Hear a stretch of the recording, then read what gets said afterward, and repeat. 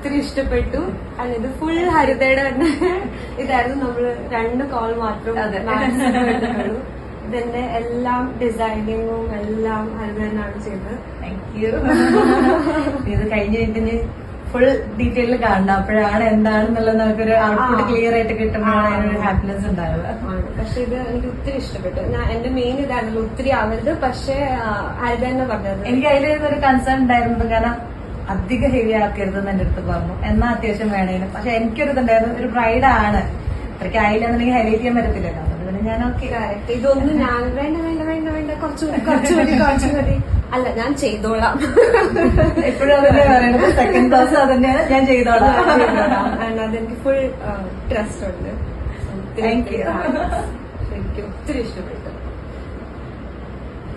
കളേഴ്സും എല്ലാം ഇത് തന്നെ ഡിസൈഡ് ചെയ്ത് എനിക്ക് കുറച്ച് ഇത് അയച്ചു തന്നതേ ഉള്ളൂ, ബാക്കിയെല്ലാം ഡീറ്റെയിലിംഗ് നമ്മൾ അന്ന് സംസാരിക്കുമ്പോൾ തന്നെ മുഴുവൻ ചെയ്തു. അതുകൊണ്ട് നമുക്ക് ഇത്തിരി ഈസി ആയി.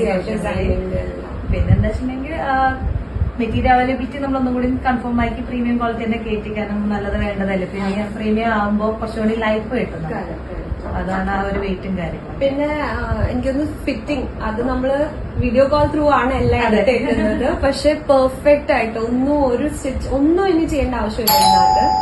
അത് ഇപ്പം ഒത്തിരി താങ്ക്സ്. നന്ദി.